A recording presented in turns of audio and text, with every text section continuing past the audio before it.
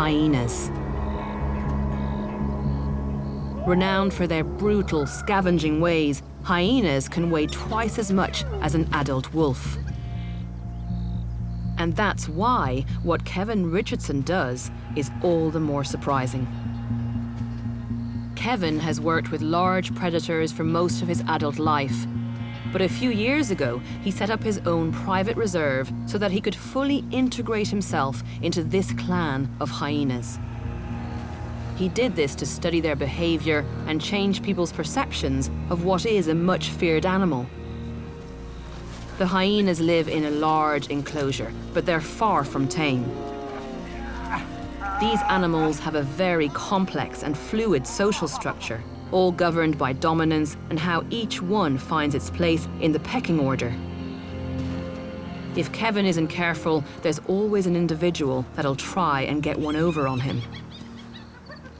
I wanted to ask you about, where they see you in their clan. Are you a hyena in their eyes? Their behavior with me, as treating me as an individual in their clan, is exactly how they treat one another. And that's why I get my fair share of bites, because they don't hold back. So why on earth would you want to do this when you're aware that it can be dangerous? What I feel is the risk has actually been mitigated over the years by knowing the individuals. And by no means do I just say, hey, I'm the hyena whisperer, I can go in with any hyena group and do what I do with these guys. This is a relationship that's been developing with some individuals over 14 years. Where are you going? No, you're not going there. Don't leave him yet. Stay for the camera. Yes, look at that. See, now that's just ridiculous. Look at that teddy bear. I mean, come on. It's like if you're behaving with him like if he's a dog, Well, once all the energy dissipates, and once they're okay with you guys, and they know they've smelt you out, and they see that you're not a threat, and they calm down.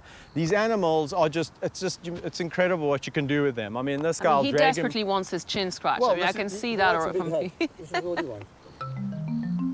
Kevin has worked very hard to earn the hyena's trust, and it allows him to play with them in a way I never thought was possible. But even this time spent playing together gives him a chance to learn about their social structure and how he can maintain his position within it.